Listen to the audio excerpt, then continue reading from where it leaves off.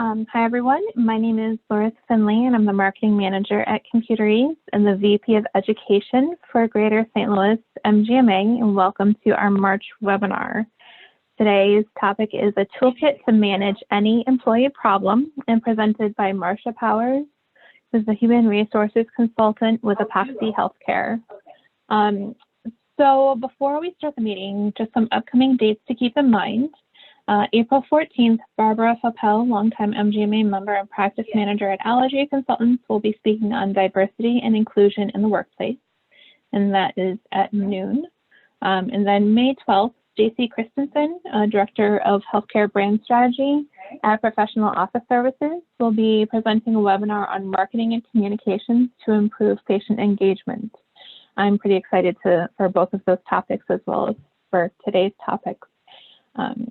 So now I would like to introduce today's speaker, Marcia Powers. So Marcia is a human resources consultant with Epoxy Healthcare, and she has focused on employee relations and engagement. She has many years of experience in human resources and the last 20 plus years in healthcare. In 2014, she took a brief detour from HR and became a practice administrator for 4 years with a large OB/GYN independent practice in the Chicago suburbs. Previously, she was the Vice President of Human Resources for Norwegian American Hospital for 7 years, an organization that required a complete redesign of its HR function. She was formerly the System Director of Employee Relations and the Director for a number of hospitals in the former Resurrection Health System, supporting a group of 5,000 employees directly.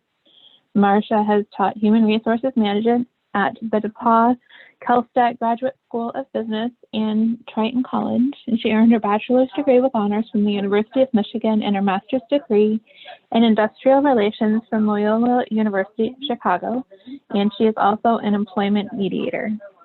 So Marcia is very well experienced and qualified to speak to us about very challenging thing of working with people. So I look very much forward to what you have to share with us today. And we will be taking a break for questions throughout the presentation. So if you can put your questions in the chat or the Q&A, I will be moderating those questions with Marcia throughout the presentation. So with that, I will turn it over to you. Marcia, thank you for joining us today. Well, hello, everyone. I'm very happy to be with you, even though I can't see you and it's in Zoom, but it's really great to work with another association. I was a member of the Chicago MGMA for the 4 years that I was there, and I got a lot out of that organization, so I'm hoping this will be helpful to you. What we're going to talk about today is a set of 3 tools that I think you can find applicable to any employee situation that you encounter. And I have heard from managers my entire career, but especially in practice administration, about how difficult those employee issues are. And they seem to be the most difficult part of any practice administrator's job as compared to the 10 million other things that you have to do in a day. From a housekeeping standpoint, what I'd like to do is present each part of the toolkit, and I'll stop after each section and see if there are any questions that are burning at that point. And of course, be happy to take questions or comments at the end. So let's just jump right in here. I think we all know that if we have effective management of our employees, there's lots of benefits to our practices. We have improved performance for the organization. People will feel that their treatment is fair and consistent. We will improve our morale, hopefully retain our staff a longer period of time, have less turnover, which is highly costly. And as an aside, when you have to talk to your providers about turnover, you might give the statistic, which is that every turn that you have costs you about the annual salary of a staff member with their benefits. So if you lose a nurse, for example, that turnover can cost you $70,000. You want to be able to focus on your high performers. Most managers spend most of their time on their lowest performers. And what happens to the higher performers is they feel left out and their morale is affected. And you'll have hopefully very little time spent on defending your employment decisions, either in unemployment or discrimination settings. If you have a poorly managed practice or your HR is poorly managed, You have turnover, which is very expensive. You have to train your new staff. You don't know if the next person you hire is going to be any better or worse than the person you have. The operations are disruptive, and when you're working short, then you have increased overtime and employee dissatisfaction because they're covering those vacant positions. It also, there's been studies that show that your poor employee morale definitely impacts, it's directly related to patient satisfaction, and there's a lot of literature on that. You might want to look that up for future reference when you're trying to get your practices to pay people more money, for example. Litigation is extremely expensive. A federal discrimination lawsuit probably will cost you $200,000 in legal fees if you go to trial, even if you win. Unemployment is costly. And the other thing now that we have to be concerned about, excuse me, is that your staff can be out there on social media after they've left you or even while they're there, and you're limited in what you can do about that, saying terrible things about you or posting things on Glassdoor, et cetera. So that's kind of a new twist in the last 5 or 10 years that is of concern, particularly because patients may see some of that social media, and it'll affect your patient satisfaction and your retention rate of your patients. So what we're going to focus on today are 3 pieces of a toolkit that I have heard from managers that I've shared this with over the years is applicable to any employee situation. The first tool is setting your standards. The second tool is inspecting, gathering data, using metrics to evaluate performance against those standards, and having the courage to implement consequences, making sure that some of those consequences can be very good, and when the consequences are bad, that you actually follow through, which is the hardest thing for most managers, is having those difficult, conflict-laden conversations. So we're going to talk about the tool of setting standards first. I think you'll all agree that none of us can do well if we don't know what we're supposed to do, how we're supposed to do it, when we're supposed to do it, and the expected outcomes. I talk to, when I do recruiting and I'm counseling employees and managers, I hear horror stories. Every time I talk to 10 people, I'll hear at least a couple of horror stories about people who have basically been hired and either hired into a job that was not at all what they were told, or that were sort of thrown to the wolves. You know, I have a client now who has very high MA turnover that we're trying to reduce. And even though they have a robust training program, the MAs tell me that they got thrown on the floor, they didn't feel comfortable, they didn't know what they were doing, and they didn't stay because of that. It's the biggest problem in that particular practice. So I think that as managers, we are charged with the responsibility to ensure that we position our staff for success. Now, if later on they choose not to be successful, or they cannot do the skills that are required, which sometimes happens, that can happen. But as a leader, there is nothing more important that you can do after you've gone through that horrible recruiting process, interviewing all those people, having people not show for the interviews, having people, you know, use you to get offers, get an increase where they are, and all those things that you struggle with. If we don't position that staff for success, then that failure is really ours and not the staff member. And the one thing I would say is that we can set standards for almost every aspect of the job. So I want to ask you this, and you don't have to answer because I'm going to guess what the answer is, but I want you to think for a second about which is more important, what we do or how we act. I generally get a response, it's about 50-50. So I want to talk about that for a second. I would say that both are equally important, but it could be circumstantial. So if I'm a surgeon and I'm a brilliant surgeon and I'm going to open your chest to do open heart surgery on you, I think you're going to agree that what I'm doing is pretty darn important, right? But if I am such a jerk in the OR, and trust me, in hospitals this happens, that no one really watches my back or helps me, and they're a little bit slow to pass me the instruments or to warn me about something that's happening, I'm not going to be successful as a surgeon or as successful as a surgeon. So I think that, on the other hand, if you are a wonderful person, and I'm sure some of you have people like this in your practice who you just love, they're beautiful people, very friendly, very nice, but they can't do the job. They make registration errors. They continually have the wrong appointment type selected. They don't explain to the patient what the identification is that they need to bring in, or any of those things in any of the jobs that we supervise. The fact that they are super lovely and the patients don't get mad at them because they're nice doesn't change the fact that they can't perform their job. The issue for us as leaders is that most employees do have difficulty with how they act and not what they do. I have found that technically that is not, I mean, yes, there are people that have difficulties. I'm not saying that they don't, but most employees have much more difficulty with how they act than what they actually do performing in the job. So I would ask you to think for a second about, why is how we act so much more difficult to address?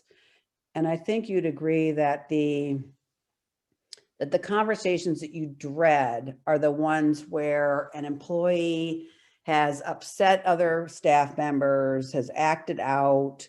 One of my favorite types of employees is what I would call the pot stirrer. You know her, you can see her in your mind's eye. She might not be working for you now, but she did work for you. And she's going around with phrases like, did you hear? Did you know? Did you see what Marcia said? Did you see what Marcia did after she came out of the practice administrator's office? Do you know what's going on with this? And their satisfaction comes from getting people very upset about what's happening. And sometimes that's much more interesting, is it not, than our regular boring everyday work. So we'd rather do that than do our charts, prepare our charts for the next day, stock rooms, clean rooms, answer the phone, and all those good kinds of duties. So the best gift I can give you in this presentation is to work collaboratively with your staff to set behavioral expectations. And I have found this to be successful in every organization that I have done this with. Now, you could take the behavioral expectations that I'm going to show you in the next slide, and I know you've got a copy of this presentation. You could implement those, but I don't recommend that you do that. What I recommend that you do is have a meeting, a huddle, or various meetings with your different types of staff, and facilitate, lead a group conversation. I like to throw white paper, they have those giant Post-it pads up on the wall. And I like to take down what my staff says, or what a staff says about how we are to treat each other and how we are to treat our patients. And you'd be surprised that some of your most annoying or most difficult or most pot-stirring employees, they know that you're supposed to be honest, that you should be a good listener, that you should be compassionate, that you should manage up the organization. I find that it's very typical in healthcare, in any setting, to blame another department. Oh, well, this didn't happen because the front desk made the wrong kind of appointment. Well, we're all on the same team. So managing each other up, oh, I'm so sorry that happened. Let's see if we can rectify that. Don't worry, it's not going to be a problem. We're still going to see you today. Throwing your coworkers under the bus is a pretty common reaction sometimes, especially if there's an upset patient or upset provider, and we don't want to do that. So what I have done typically is I'll do small group meetings with all the different categories of employees, and then write up a draft behavioral expectations and send it out for comment. And in a subsequent slide, let's see, we'll look at those. So let's look at those for a second. So here's a sample of a few of the things that I have had staff bring up. And there are things that they brought up that some of the leaders didn't think about. which I can point out as we go. But I think that you'll agree that these are the kinds of things that are the most difficult things to manage. Treat every member of the staff, the providers, the patients, their family members, and vendors with dignity and respect at all times. And demonstrate that respect in all behaviors, body language, vocabulary, tone, and volume of voice. So picture, some of you may have children, some of you may have teenage children who've decided that you're pretty much idiots. The eye rolling, the tapping of the foot, the clicking of the watch, the looking at the phone, you know, all those behaviors that we will read as disrespectful for a lot of the time. That's what we're talking about here. Another one is working as a team, offer assistance. You know, I had a staff who was pretty used to letting one person run around like a chicken with her head cut off, and other people were just messing around or on their phones, and because their provider wasn't busy or had gone home for the day or whatever. So working as a team was a big challenge for that group. Asking for assistance. That was another issue I had with them, is they would not ask for help when they needed it. And when I asked them why, they would say things like, well, I asked Marcia 10 years ago to help me, and she said no and gave me a dirty look, so I never asked her again. Greet others with a smile, say please and thank you. Actively work to calm others in a stressful situation. The pot stirrer likes to do the opposite. They like to work everybody up. I love this one. Bring questions and concerns to the appropriate individual rather than participating in rumor. So you know how some misrepresentation gets sent all over the practice because nobody's asked the supervisor, is it really true that we are going to have to work on Saturday? So I like that one, and that came from staff. Love this one. Devoting work time to work tasks and personal matters are to be attended during break times. And with phones these days, I'm sure we all struggle with people on their phone during the day. Work together to solve problems, listen carefully to the concerns of others, implement changes to solve problems, working on continuous process improvement, use opportunities offered to learn and grow, actively participate in group activities. And this one thing to keep in mind here, I'm sure you've experienced this, where you have a meeting and you come to some kind of agreement on how you're going to handle something. And then there are people that have the post-meeting meeting. Well, I didn't agree to that. Well, I didn't think that was a good idea. And they might have been some of the people who raised their hands. Do we all agree with this? Maintain confidences. I'm not talking about HIPAA here. We're talking about confidences between the staff, personal things that get discussed too much in the work environment, and that kind of stuff.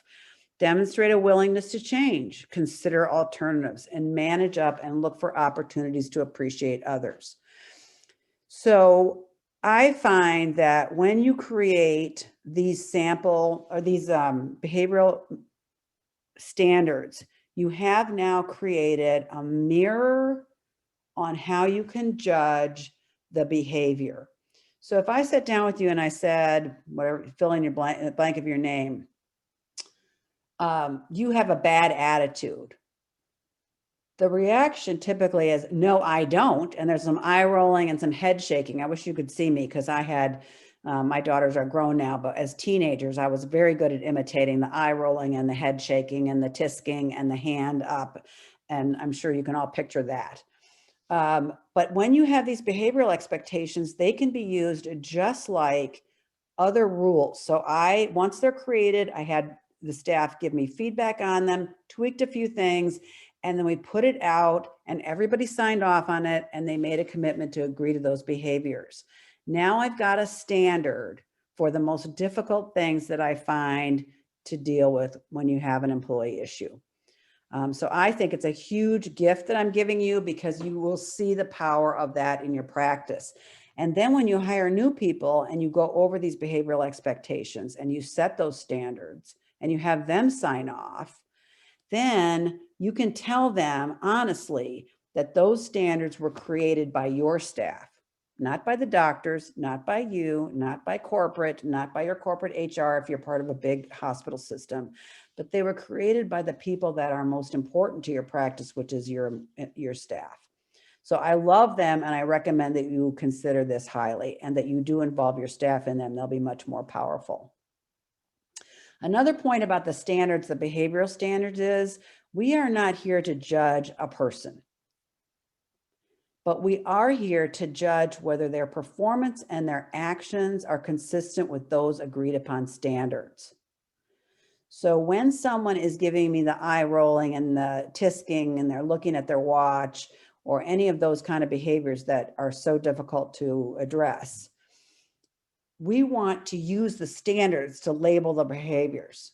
So I say to the person, Marcia, you know, I want to have this conversation about this issue that has come up.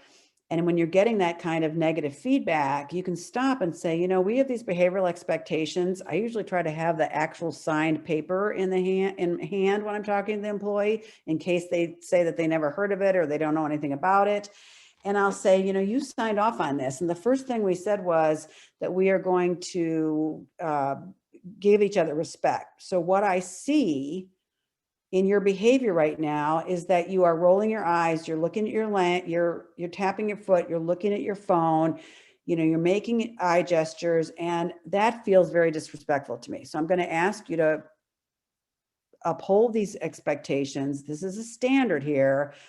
And I labeled what I see, and I'm going to ask them to respect those standards. Now, if they say, well, really the problem is I have to go pick up my kids and I really can't listen to you, then it's time to move that conversation to another day. But you can say what you see and label the behaviors, referencing your behavioral expectations. And I think you'll be able to have a conversation much more readily with the person who has what you might have in the past labeled as a bad attitude, but it really is behavior inconsistent with your standards. And you can treat them just like the other rules you have in your employee handbook, such as do not steal, do not stab your supervisor in the back, do not spit on your patient, you know, all those things that you have listed in your handbook. So those behavioral expectations are very, very powerful.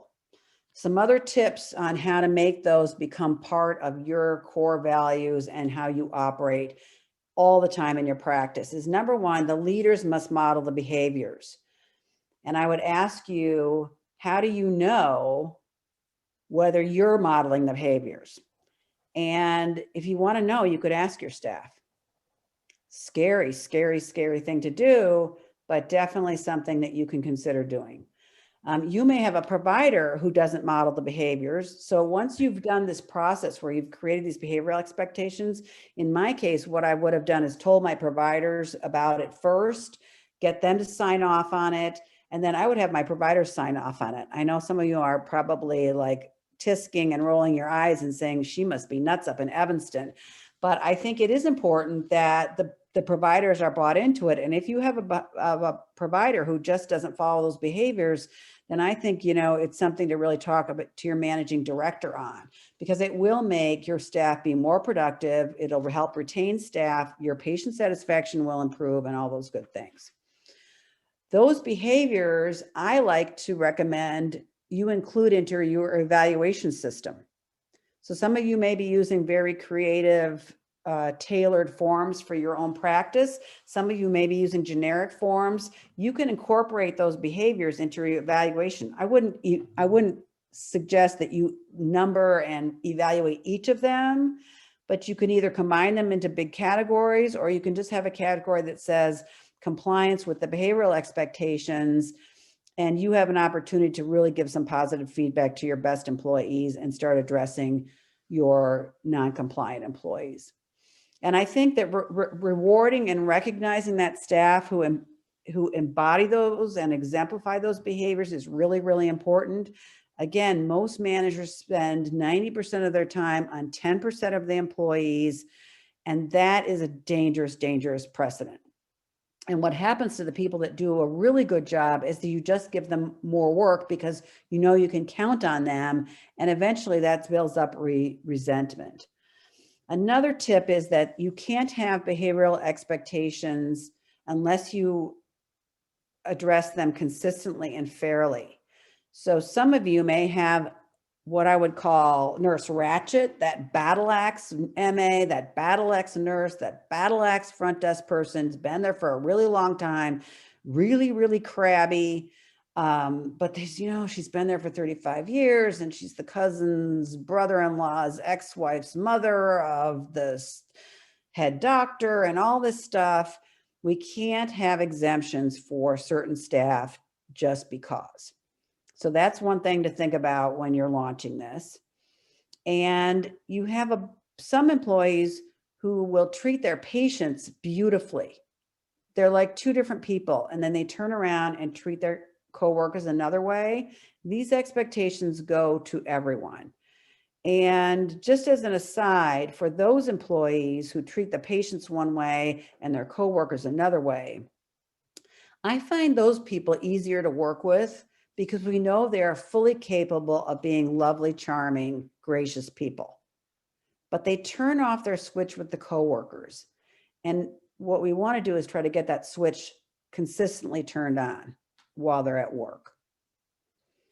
I would recommend that you use these standards in your onboarding process, evaluate those behaviors at 90 days, and then maybe even at 6 months with a newer employee, because the literature and the studies tell us that for new employees, doing a 6-month review that first year is really important.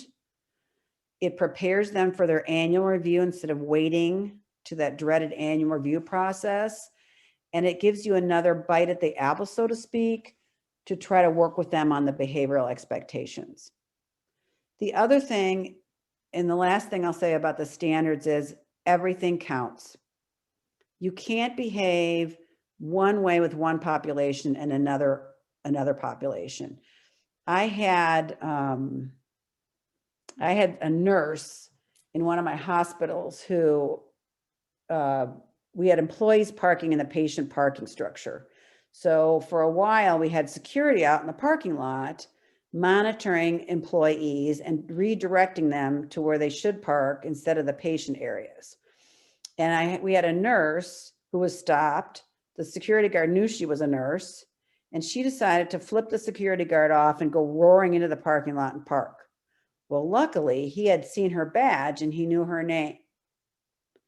So the fact that she decided to disrespect her teammate and disrespect their rules and the respect for our patients who sometimes are ill and elderly and need to get in these closer parking spots, we tracked her down and she got a disciplinary action for that, because everything counts. How you behave in the cafeteria, in the parking lot, with your patients, with the other people in the building, it all represents your practice. They have your uniform or your ID badge on or whatever. And so we say that everything counts, that you represent the practice in all that you do in other interactions with our building or with the hospital employees or whatever your situations can be. So you can address that behavior, even if I'm not saying if they're terrible to their husband, you can deal with it, but if their behavior to a patient in the parking lot is inappropriate, everything counts. Other standards. So the most difficult new thing is these behavioral standards, but you have other standards. Some of you are in hospital settings and you've got CMS, IDPH, or whatever it is in the Missouri. That's probably the Missouri Department of Public Health. Other standards have good job descriptions. I know they feel like there's just an HR person telling you have to write a job description.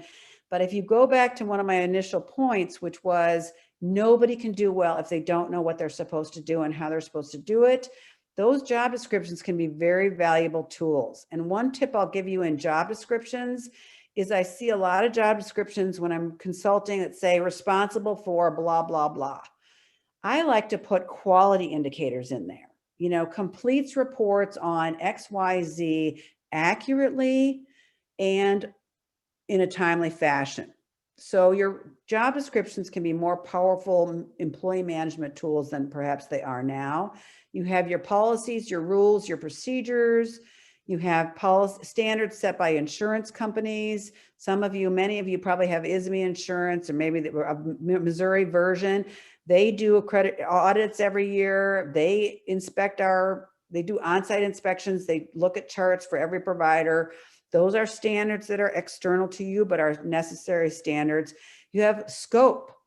Scope is very important. Is your nurse staying in scope? Is your MA staying in scope? I can't tell you how many MAs I've interviewed for one of my current clients, because I do a little bit of recruiting on the side, who are doing things completely out of their scope with prescriptions, procedures. It's shocking what goes on in some small practices. So licensure establishes scope, and then some of you are accredited through Joint Commission or HFAP or other organizations. So you have standards in our industry, in healthcare. We have a lot more standards than other industries. And you have the competencies that you hopefully have established so that annually your employees have to demonstrate that they're competent in their job. So those standards are part of what you've set. So when I say setting standards, behavioral expectations might be new to you, but all these other standards govern what we do. We're a very, very regulated industry, which is a good thing. And I love that when it comes from the patient end, because I want to know that the people that I'm getting care from know what they're doing. So that's the end of the presentation on setting standards. Does anybody have any questions they want to raise about that? Okay, everyone. So just put a question in the chat or the Q&A, and we can have Marcia answer them. I'll give it a minute to see if we have any.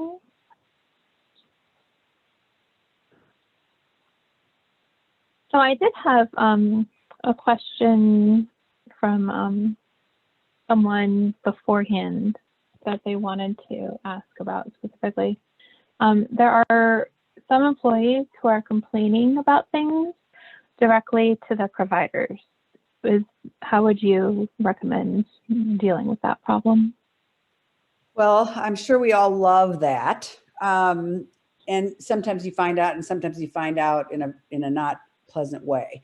Again, I think, as I mentioned earlier, provider buy-in on this issue is very important. So when I did it with my practice administrator role, as opposed to my 8 prior HR roles, I had explained it to the providers and they loved the idea. But some were questioning why we needed it, because do our staffs usually act up around the providers? No. When a doctor's in the house, or the nurse practitioner, or the PA, although mostly the doctors, our behaviors tend to change.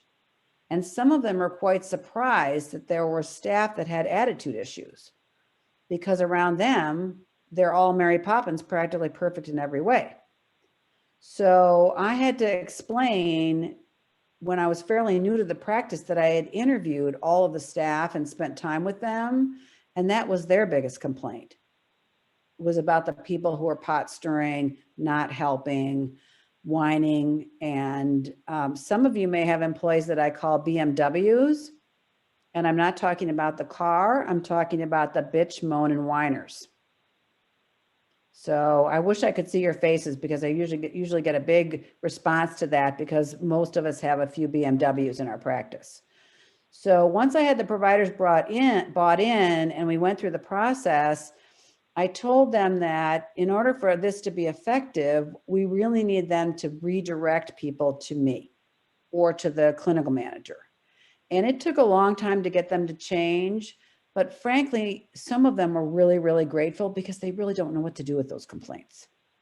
So they were happy to turf those off to somebody else, because they didn't want to deal with the fact that Susie was now complaining about Mary being not nice to her and all those kinds of things, because they don't want any part of that. So I sold it in terms of trying to take that load off of them. And that was pretty successful too. Well, that brings up another question for me. Oh, we do have one more Q&A. Okay, so from Brianna, would you recommend putting behavior standards in job description, or could that be offsetting? It's not, I don't think it belongs in the job description. I think the job description should be the duties and tasks of the job, and it should be the requirements for the position. And standards for behavior probably belong in your employee handbook. and posted throughout your facility, because it also develops a vocabulary. And I've seen this happen where an employee uses the behavioral expectations and says to another one, you're not following the behavioral expectations because you just completely ignored me. So it can become a vocabulary for people to start working out their own problems. But I would definitely not recommend putting it in a job description. Okay. Great. Does anyone else have any other questions?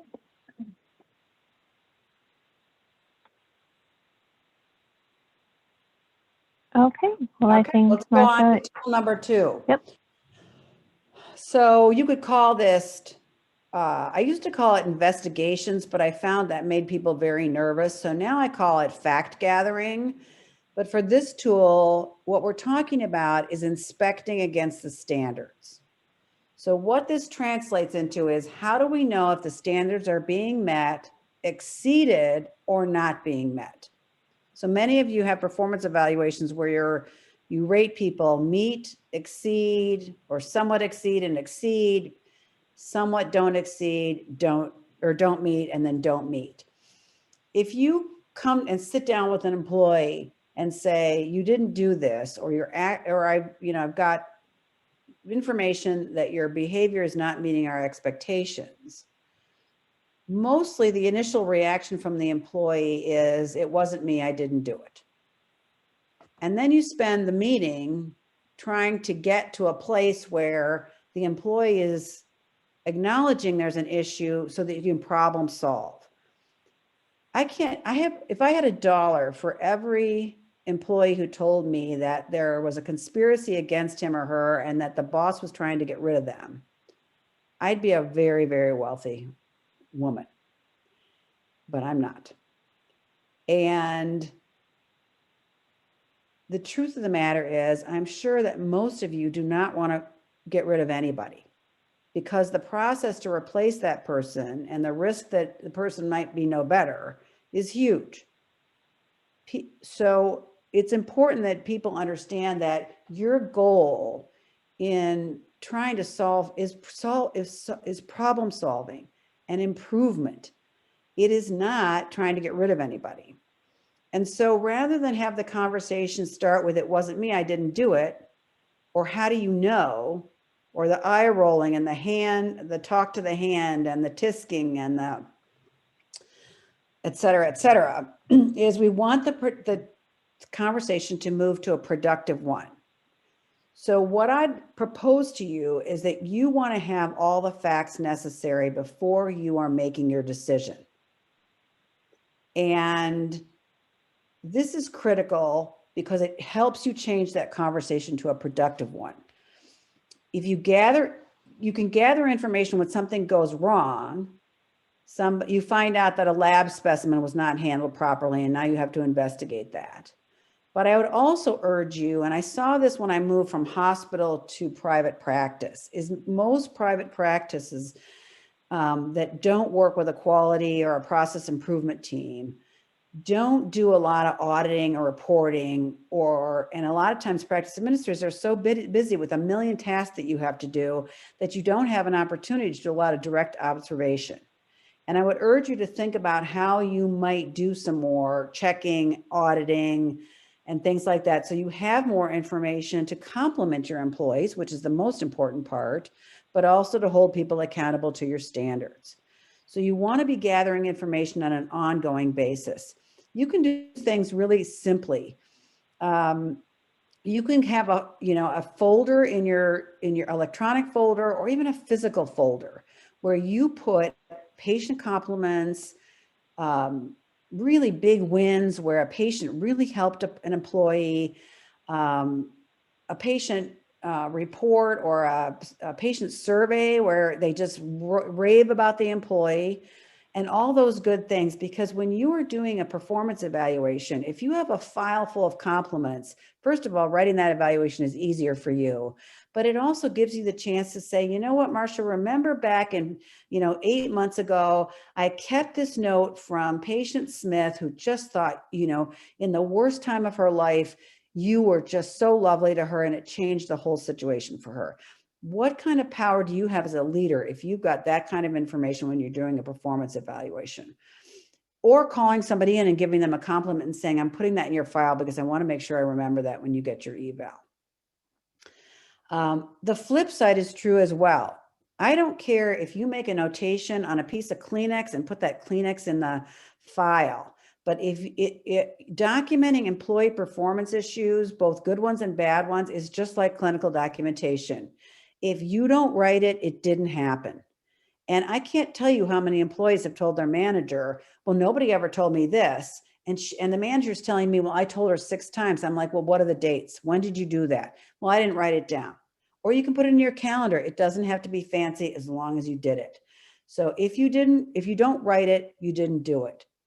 And the purpose for that documentation is prepare to future challenges. You're trying to make that conversation productive. What are we going to do to solve this problem? And you want to keep a record of both the good and the bad. Where are you going to get information relative to an employee issue? Patient records, patient complaints, your patient satisfaction surveys. They are mentioning people in there. So if that's not normally your job as a practice administrator and you have someone else looking at that, I would urge you to use that as a really important tool, not only to correct behavior, but also to keep a record of those amazing compliments you get from your staff. Phone records. I have had situations where a patient said, the nurse never called me back, and I was able to use my phone system to prove that the phone system was able to link an incoming voicemail to an outgoing one, and I could show the employee, you never called this patient back. And you know what? She couldn't say anything because she knew I was right. Employee email. I'm sure you have employees sign permissions when you're hiring them, that you own that email and that's your email and you're right to do it. I urge you to be very cautious about looking at people's email because it is heartbreaking to look at what employees write about you, about the doctors, about their jobs. It can be very, very painful. But there are times when you have someone claiming that they're being bullied, and you'd be surprised how foolish people are and what they're willing to write in email. Or they're using your email to write their sister-in-law about how they are bullying somebody else. So looking at that employee email and knowing how to do that can be valuable. Some of you may have video cameras. So an employee says, well, I did go in there and check on the patient. You may have a camera down your hallway and you can show that they never went in there in the time frame that they claim. And let's talk about employee interviews. So I know that our employees are lawyers in their off time, and they do a lot of detective work, and they watch a lot of TV shows like Law and Order and all this stuff. And everybody will tell you what the law is on right to privacy and all this kind of stuff. And I'm going to tell you now that they're probably all wrong. Okay. There are times when you are going to have to interview other employees who are involved in a situation. And they are potential witnesses, especially if it's a patient quality issue or it's a real serious issue. I'm going to skip the next point and go back to it in a minute. You have the right to protect the privacy of how you learned about something. So if an employee comes to you and says, I need to tell you something confidentially, the first thing you have to think about is that you cannot agree to that because of sexual harassment and some other things. So if an employee says that they need to tell you something confidentially, you have to say, to protect your organization, that you can do so unless you are required to do otherwise. So be careful about that. But if someone comes to you and tells you something, well, Mary slapped Susie in the hallway because she was so mad about the surgical instruments not being sterilized. The employee that you are going to talk to about this incident, who's the accused employee, will tell you that they have the right to know who their accuser is. And because they've been watching Law and Order and all those CSI shows, they think that that's true. The truth of the matter is that you have certain rights as an employee, but you don't have all rights. And the right to know your accuser is only a right that's granted in a criminal court proceeding. So you can say, I cannot divulge that, and I am going to keep it confidential. And if we have time at the end, I'm going to talk to you about some situations that will can arise out of that. The other thing is that if someone says that Susie is always doing X, Y, and Z, you may have to be very casually visiting that area, and you may want to see directly the behavior that's of concern. And that's your own direct observation. Okay. So this is very difficult when the information is all verbal. So I always try to find other ways to gather that information. So it isn't just one person telling on the person that's accused of having the bad behavior. So I'm going to stop there for a second and see if we have any questions about how to gather information to prepare for that conversation. Well, let me make one other point before I forget. What I find is most managers have made up their mind based on their investigation. So I've looked at videotape, I've looked at emails, I've interviewed a couple of employees, I've done some direct observation, and I know that Mary is bullying Susie, okay?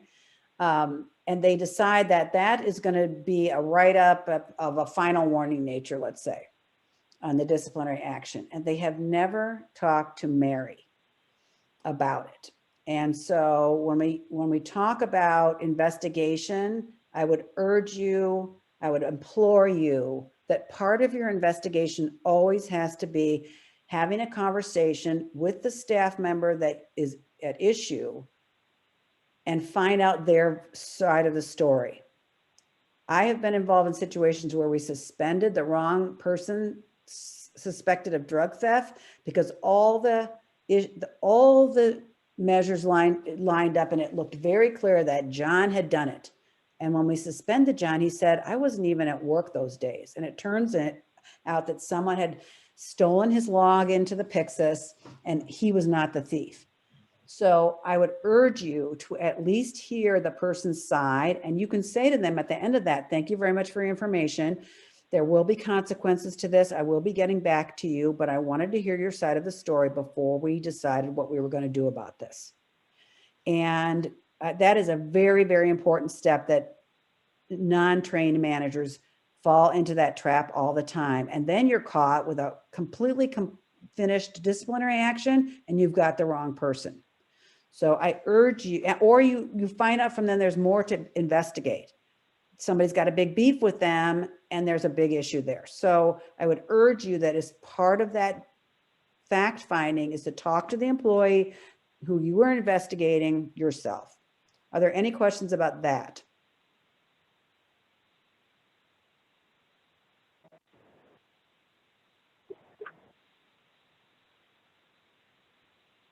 So it doesn't look like we have any questions about that Okay, specific I don't want topic. to run out of time, so we'll go to the next session. So, so we do have one other quick question about that that section though. So if a staff has an issue with another staff, should they take their word for it, or should all parties be in the same room? Well, mediation is a very, very difficult thing. And if you haven't at least done some work to study it, read about it, get a little training on it, that can be a very, very difficult situation, especially when emotions are very, very high. I think you can investigate both. You can speak to them separately at first, which is how you start even an employment mediation, and then see if there's any other information that you can gather that would support one side versus the other. And that can be useful in then deciding what you're going to do next about it. I mean, only you know if you can handle that kind of conversation, and if it starts to get emotional, whether you have that toolkit to de-escalate the situation. That's something that's good literature to read up on, is de-escalating a situation. Having ground rules where there's no screaming, yelling, hair pulling, all that kind of stuff. And having an important process there, I think, is something that's very difficult for most people. I think that I would hear both sides separately and then determine if there's other data, information I can gather that would let me determine the credibility of one side or the other. Okay, so it sounds like separate first is definitely what you would recommend then. I definitely right? would recommend. And then look for other data points that would help you determine if that's true or not. Okay. Okay, so consequences, we all think about accountability and the word consequences as bad things, write-ups, performance improvement plans, things like that. But you know what? We don't do a good enough job on the good consequences. So what are the good consequences? Your performance and your behavior is excellent. You do a really good job with patients and staff alike. All your documentation is good and you don't make a lot of mistakes. And that's easy. You know, I urge you to tell your providers to thank staff because that's so much more powerful than anything we can say. You get better merit increases. You could get a promotion. You might get a bonus. You know, you get a lot of positive feedback. The negative consequences is what we're going to focus on today because that's tough. And you have to be courageous. My mother and a lot of our mothers taught us, if you don't have anything nice to say, don't say anything at all. And so we're trained to be conflict adverse. And that's really, really good advice when you ask your husband if you look fat in that new bathing suit. But in a business context and at work and in our management roles, it is a very, very bad habit. So conflict management is something worth reading about and studying. And it'll help you with your patients and it'll help you with your kids. When I learned how to be a mediator, my kids would say to me, don't do that mediation stuff on us because it's very powerful and it really works. Another phrase that I learned that I'm giving you as a gift and a tip is when we're at the situation where we're looking at that termination lane, you know, we're heading down to a path where we're thinking we cannot have this person here anymore. I can't tell you how many people beat around the bush when they have that bad consequence discussion. And they say things like, Susie, you know, maybe next time you might think about doing something differently. And they will tell, I've had managers tell me in my HR role, I counseled her. Susie thought that that was a suggestion.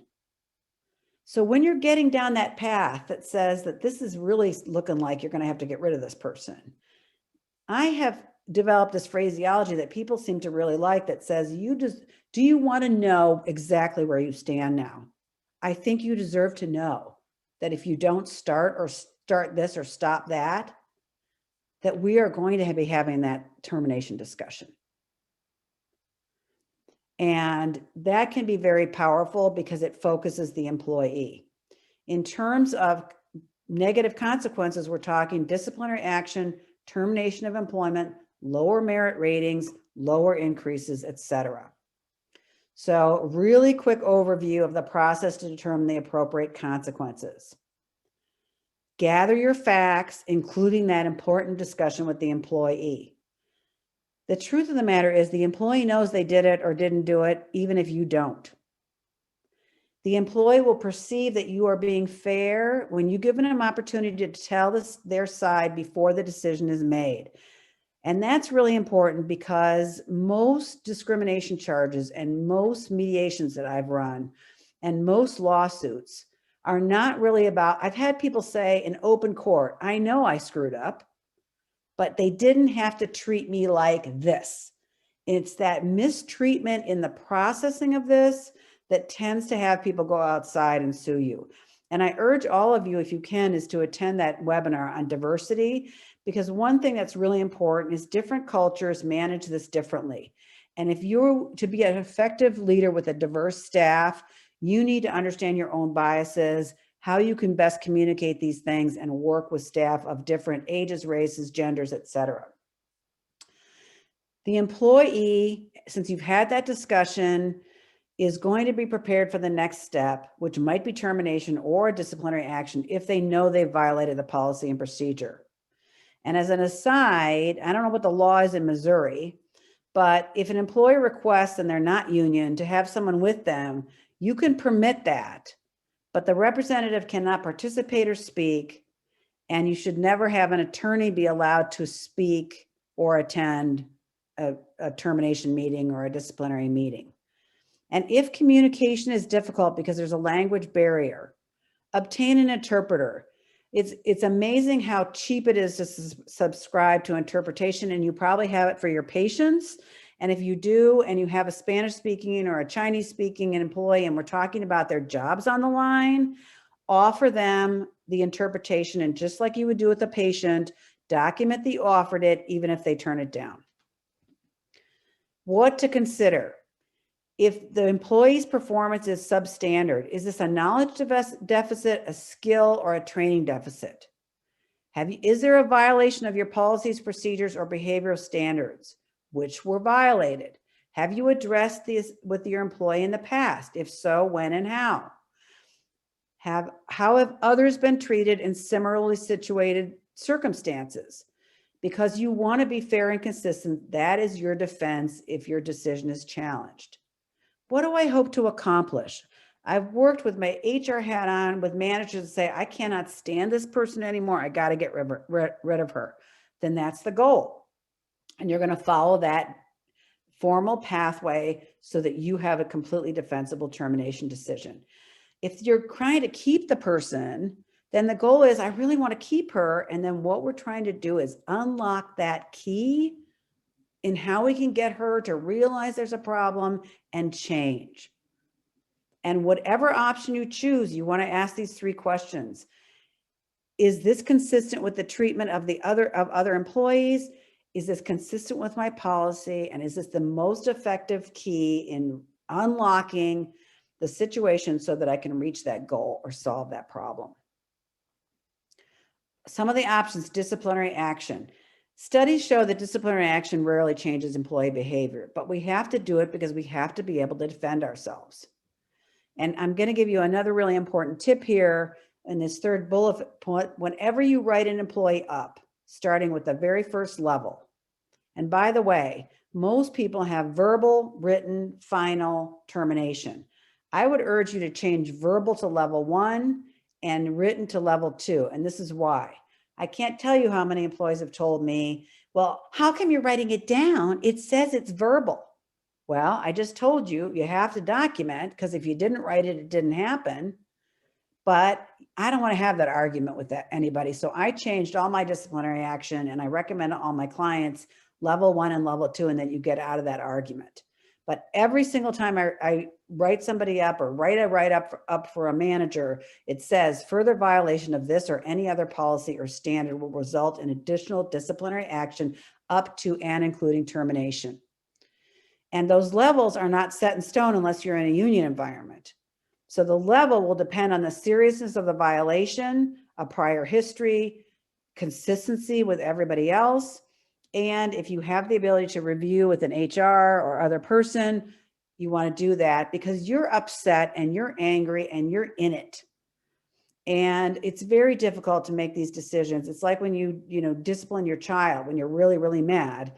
You're not really thinking clearly. And so if you have an HR resource, which is something that we do at Epoxy Healthcare, or you have a lawyer, or you have a colleague in another practice that you're close to, and you want to run that by, you want to take the emotion out of it. You want to be impartial.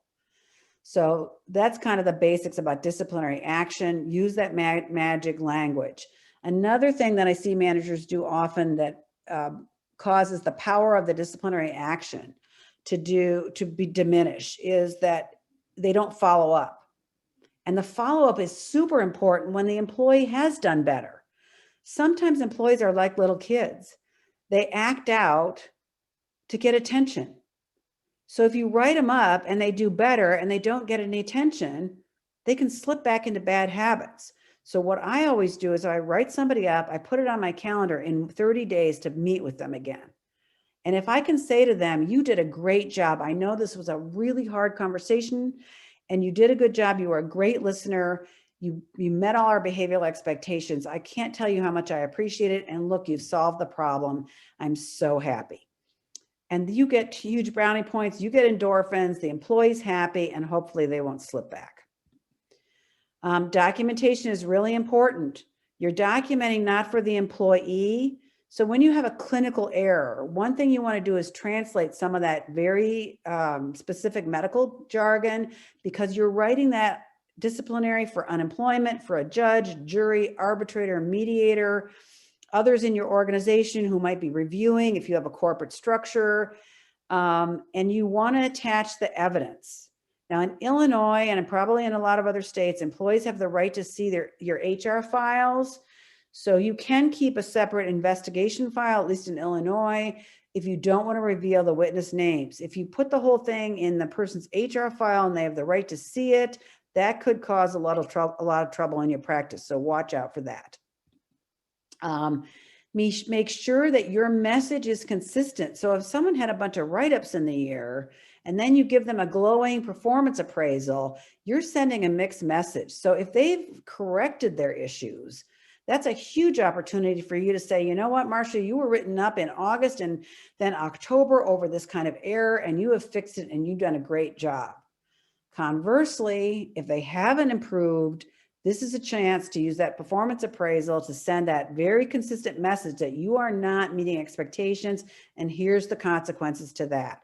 It takes a lot of guts, but that's why you guys are paid the big bucks.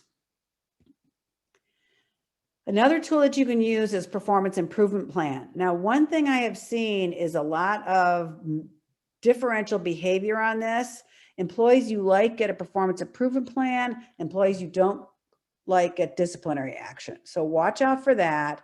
I think a performance improvement plan is great when an employee is not violating policy and procedure. They're not late, they're not tardy, they're not mismanaging their lab samples, but they just have kind of overall just like okay performance. They're not a self-starter. They have to be reminded too much.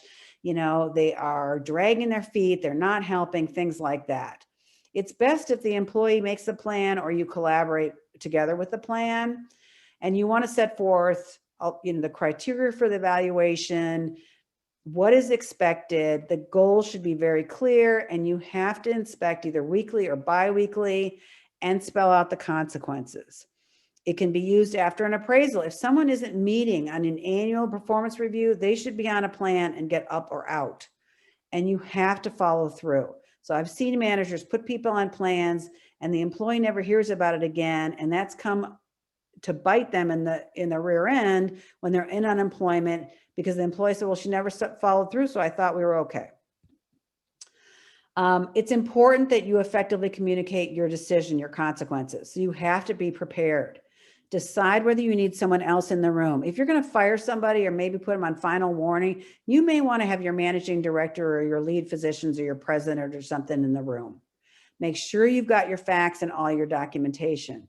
Remember, you've talked to this employee about this already. They know whether they did it or not. They know there's going to be consequences. Listen carefully, take notes, try not to get emotional, and use active listening before you speak. Use your template. You state the standards, you state what you learned when you investigated, and you're stating the consequences. That can be a very powerful tool for you. And you want to tell people what you've decided to do and why. A couple of tips here. If the employee says, well, I'm not signing that, that didn't really happen that way, then you just tell them, okay, then I'm going to write down here where you refuse to sign. Lots of people change their mind because they don't want refuse to sign on that disciplinary action. Your employee, even though they know what happened and you've talked to them before, may be angry, shocked, or upset. Just like de-escalating any other upset, you can label that and say, I know you're upset and you're shocked. My goal here is to solve this as a problem. And it's not getting any better. And we've had this conversation before. Or it can never happen again. It was very, very dangerous. Reiterate that goal. We want to get back on track and improve the performance. The employee can write a response. They can write you a book. They can write you, a scroll. We don't care. Set a follow-up meeting to this and continue to monitor and address or behave. If you ignore the behavior and it stays bad, then that sends the wrong message to the staff. Okay? Any questions on consequences? And then we have a couple minutes to go through difficult interactions.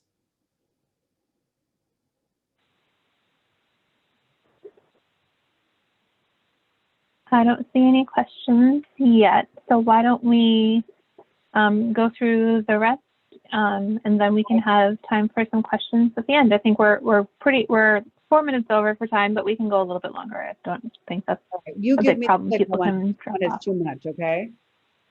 Yeah. So in any of those interactions, employee becomes really, really emotional. angry, crying, all that kind of stuff. You want to acknowledge that and provide empathy. It is difficult for both of you. If the behavior is completely inappropriate, swearing, yelling, or whatever, you can use your standards right then and there to label that behavior. So when I have an employee that I think is going to be emotional, although I have to say that some of the employees that I thought were going to be emotional have been very calm and vice versa, I keep those standards right there with me. And if the standards are inappropriate, like this gal that you see on the slide here, you can label the behavior you see. I see that you're getting upset. I understand that. I'm sorry. This is a very difficult situation, but I'm going to ask you to calm down because one of our standards is we have to be able to work together to solve problems. If her behavior is not changing or his behavior, then you can give disciplinary action because they can't participate in the meeting. In rare cases where the employee cannot control themselves, you may have to stop and reschedule the meeting. Difficult interaction. The employee's okay in your office, but they go out and start talking to everybody in the office about this. Sometimes you can predict this, sometimes you don't. If you can predict this, you could give the person a warning at the beginning of the meeting that says that this cannot be a subject of conversation in the office. This is between you and me. Now, someone's going to tell you they have constitutional free speech rights. Well, you do, but not in the workplace and not in this way. So if someone is someone you think is going to tell everybody, say, look, I want to keep this confidential. This is a problem-solving conversation, and you can't talk about this in the workplace. Now, if they're on the phone at night, you really can't do much about that. If you think it's going to be a problem, I have been known to let the employee leave my office and then casually take a little walk, inspecting the practice, and I'm going to be listening for that behavior. And if necessary, you can write the person up for that behavior if it doesn't stop. Here's the pot stir. You see what they look like. Oh my gosh. The employee doesn't discuss it with other staff, but the pot stirrer does. Did you see that Marcia came out of Sarah's office and she's all upset and da-da-da-da-da? So you want to be able to address that among your staff, either individually if it's appropriate, which would be better, or if everybody's talking about it, you go by a pod and everybody's about this, you can just do a mini huddle and say, look, everybody's entitled to their privacy here. And I overheard you talking about a meeting that I had in my office earlier today. And if it was you, you wouldn't want that. Look at those behavioral standards again. You may have other people that you need to counsel, maybe even not in disciplinary action, but discuss that with. Or you can, you may have a group that periodically in your staff meetings, you just have to remind that, this isn't a place where we want to be gossiping about people. That's against our standards that you guys developed. And the last thing I would say is, don't you be that person in the corner with your, maybe a management colleague, maybe one of the doctors. But if it gets back that you're doing things in opposition to the standards, then you've lost the power of the standards. So watch out for that. Another scenario is the employee alleges you are picking on her. Well, you may have to be able to share how you have investigated, how you gathered the information, or what audits you've conducted and say, you know what, everybody is treated the same.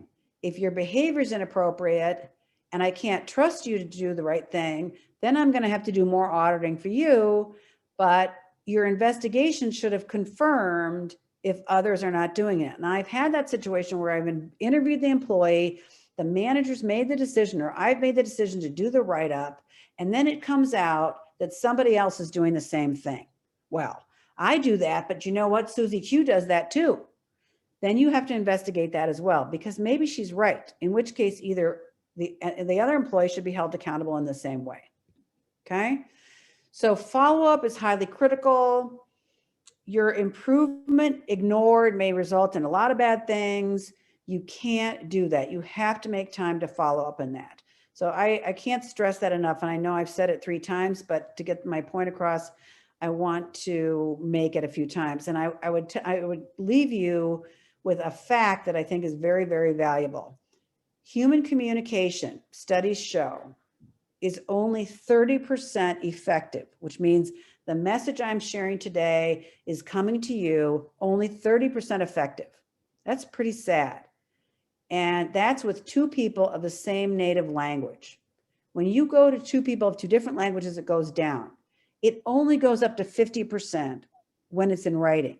So marketing people will tell you that you have to send your message. I've heard 3, I've heard 4, I've heard 7 times. So setting your standards has to be reinforced over and over again, just as I've reinforced follow-up, because that I see as the biggest mistake managers make. So in conclusion, I would say that accountability is not just necessarily bad consequences, but it's also holding people accountable and giving them good feedback. And it is the process of comparing standards to performance. Actions and behavior that are inconsistent with your standards can be addressed with a toolkit. So if you have a person that's got an FMLA problem, an attendance problem, a behavior problem, a clinical performance problem, their documentation is poor or whatever, those standards can be applied, that tool, standards, gather your information, consequences, is appropriate to any of those things. I hope you will find this really useful. I can't stress enough how valuable my clients and I have found my managers when I was in the HR role. And I want you to be able to spend time with your very best staff, much more than your problem children. So I hope you will find this helpful. My contact information is contained within the information that you received in this seminar, and I'm available for a consultation if you'd like to reach out and ask a couple of questions or learn more about our services.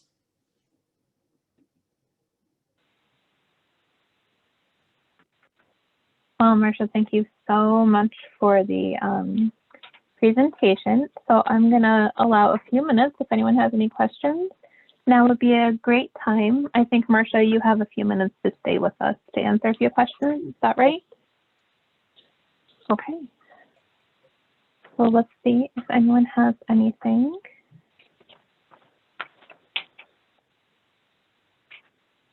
I'm not seeing any come through yet.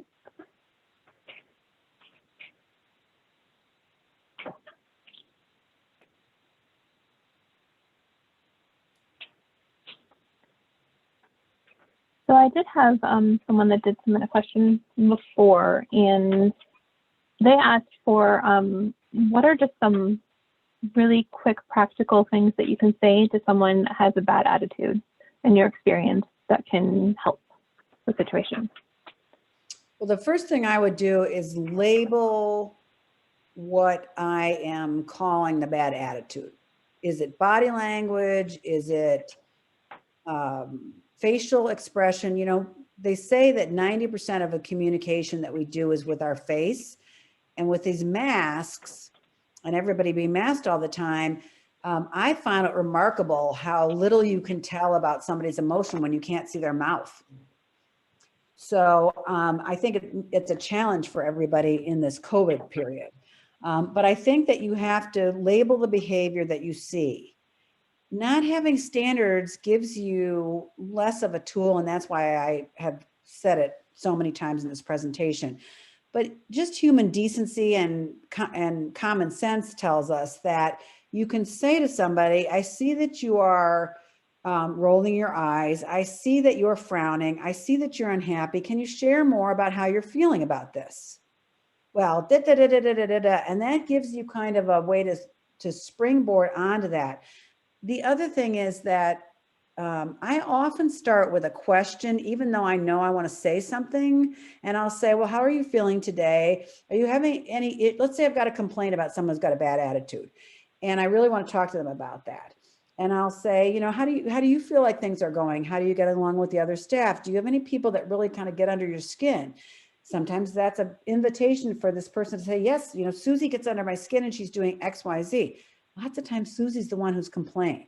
Well, tell me more about that. Now I'm hearing their side.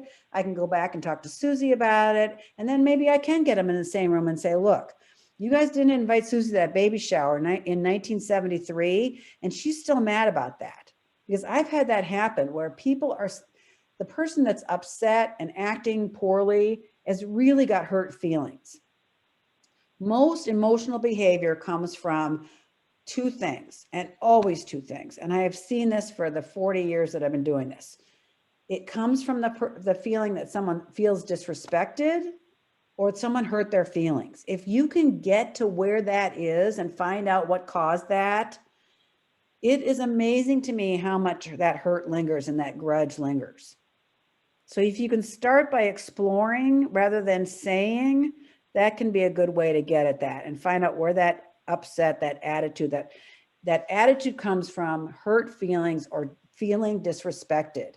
And that's something that I think can be very valuable for you to think about if you go to that next seminar on diversity, because our cultural differences and historical discrimination affects a lot of this.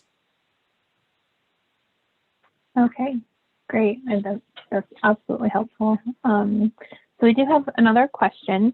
How do you encourage other department managers to set standards because the lack of standards from them is affecting your department's workload?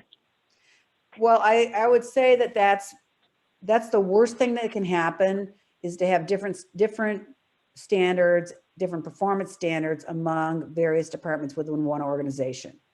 So this behavioral standards, or even the standards for performance, attendance, you know, all the things that are a thorn in your side, they have to be done as a team. And it's very difficult because one manager may just be very, very particular and a perfectionist and have these really high standards, and another manager may be very lax about certain things. As a practice administrator, you need to be aware that those variations can be a very bad risk for your organization, because they aren't looking at the department level. They're going to look at the organizational level and say, what does your practice have a standard for? And if there's differences, that can be cause quite a bit of risk. So I think that at the organizational level, provider level, practice administrator, and the departmental leaders need to be all on the same page. And in fact, I'm going to do this with a client very shortly, which is that they're going to roll out some new policies from their handbook, attendance, which is going to be a huge thing, some new rules and behavioral expectations they're going to work on. And I told them, I said, you are going to have no handbook. It's going to be worth not even the paper you printed it on, because if you are all not on the same wavelength, it's not going to be fair. It's not going to be consistent. And it's going to make people have less respect for the managers and then cause all these other things. So it's important that the managers do it together, I think.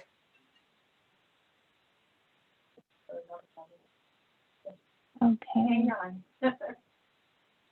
So I think that was our last question. So I'm going to do some closing comments and everything. And if we get a question after that, you can absolutely contact Marcia with other questions. Her contact information will be in the follow-up email that we are going to be sending out.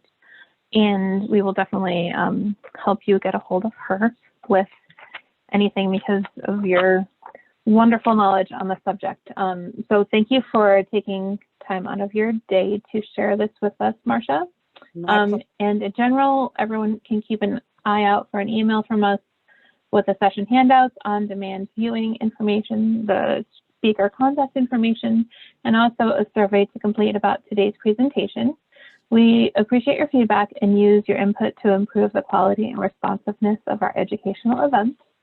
Also, don't forget to join us for the next virtual webinars on April 14th on diversity and inclusion in the workplace, and May 12th on marketing and communications to improve patient engagement.